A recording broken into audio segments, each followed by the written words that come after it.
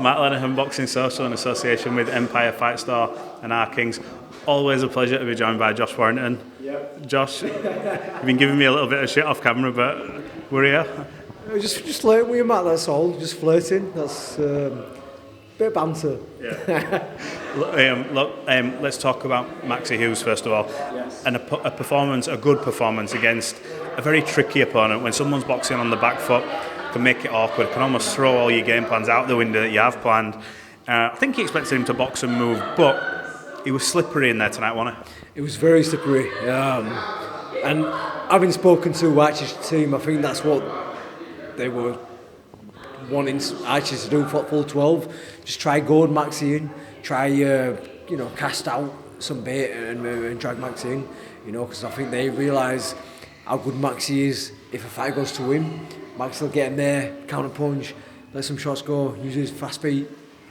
And I don't think they were prepared to do that. So they were trying to just go Max in, and Matt Archie's got really long arms, and he's really tricky as he leans back, throws them long arms. So he's probably trying to catch Maxi, and he did with a few rounds. And obviously, as a team, we're looking at it and watching it, thinking, "Fuck, how are we scoring it?" And obviously, you don't want to be too biased.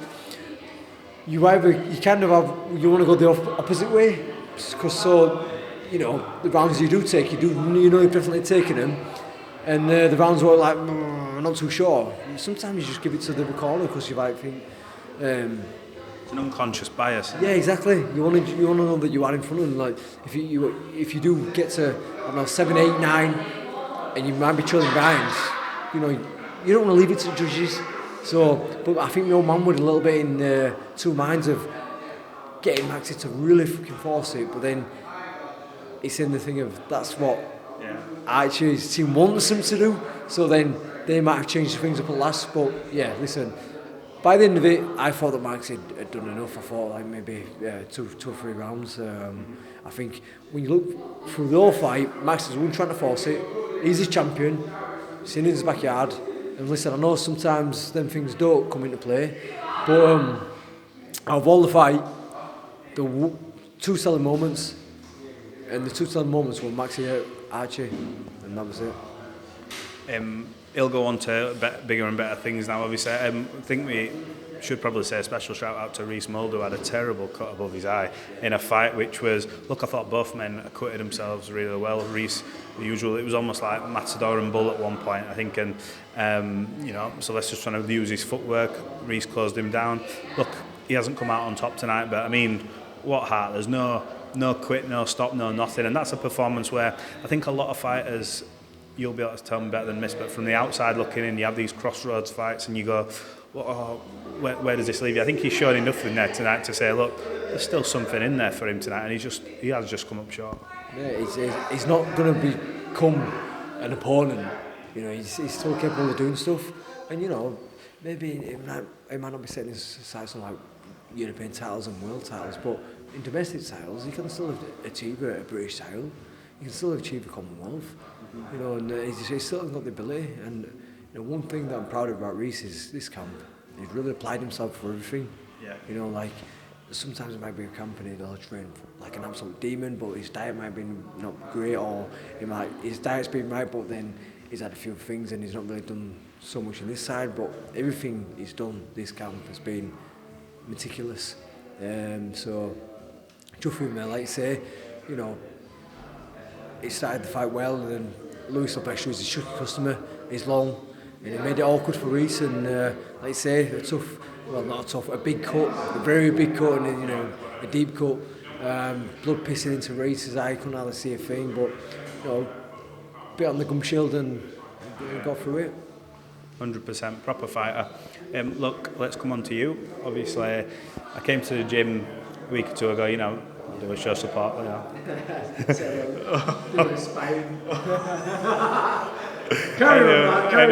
Anyway, for your little snide comments, didn't get a chance to catch up with you. So, performance over Khan. Spoke to your dad about it. Options, I suppose, are on the table now for you when you look at the likes of Kakachi Wood, Lee Wood, that rematch, I suppose. I said that, which didn't mean that, but you know what I mean. That rematch that you were sort of chasing that never happened. Has anything been offered? What's on the table? And more importantly, what do you want to do? I know you want to carry on, but do you know what it is or who it is that's keeping you going?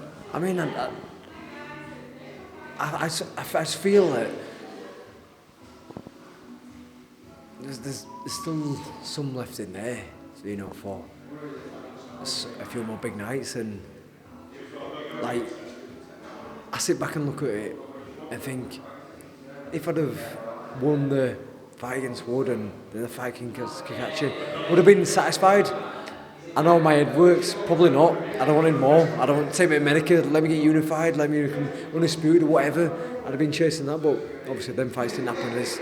I kind of been chasing, you know, first of all that win, because really I hadn't celebrated a win since 2019. You know, I beat Kiko a few years ago, but I had a broken jaw, so I'm like in the change rooms, but people like, you need to go to hospital and have surgery. So yeah, just I think I've just been chasing that celebration, but obviously I would expect it to be calm, you know, so I didn't really feel like that sweet spot, and I felt a bit rusty as well, but more than anything, I exercised a few demons. I guess, I know looking at a few, you know, things that I'd love to do, I'd love to go to America, you know, as the magic died off a little bit there, well, maybe a few might not jump on board as much, but I still feel there's to be loyal, someone who've been there from day one, who loves to come along. I was at the darts a few weeks back, going Leeds, and I think I'd just like to have one more at Leeds, at the arena, you know, just to have like a bit of an homecoming there, because to retire in fucking like an half-empty Wembley, where it's still daylight, with people in the stands but so far away, you know, it's almost like non-existence. The arena, they're almost like they're in the ring with you, it's that close. I'd like to just, you know, I won there, so whatever happens after that, then...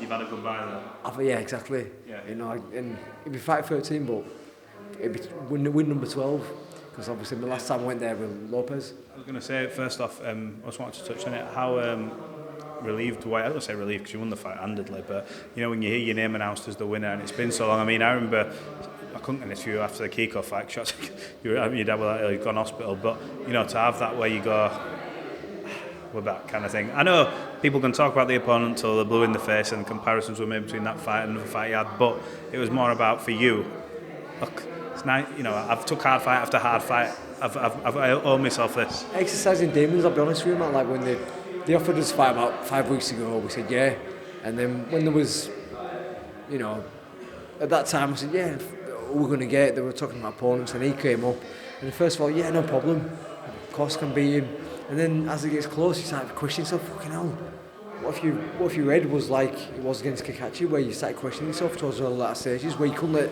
the shots go, where you couldn't, you know, fucking flow, and then I had a few injuries and I had a bit of illness, and like, fucking hell, what am I going into this fight for? One more less pulled myself to the side and said, like, if I can't beat this kid with that and that, you know, I'm at one stage, I'd have got off the sofa, I've been eating fucking 20 pizzas, 20 cans of Stella, I'm not a drinker, 7 fucking wanks, and I'd have boxed anybody in the world.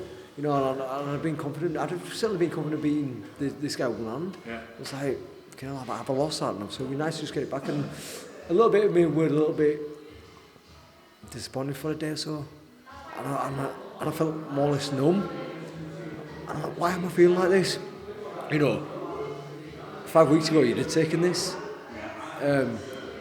No, I might be the biggest critic. I could have done this, could have that, but then... So you should be back. Without looking at without actually reminding myself of the circumstances prior to it, and the fact that, you know, at one point we talked about pulling out, like, you know what, fucking hell, we got the win, good job done, so, yeah. Happy days. Well, look, won't keep you too much longer, because I think we're going Max to come back and then it'll be time to get the show on the road. But in terms of fights that are coming up, have you had anyone offered? We know the fights that have been talked about. Has there been anything, any offers, anything? Watch your space. Is that a yes? Watch your space. Come on. I'll always listen. I'll give you an exclusive when I have it confirmed. All right. Talk soon. Talk soon.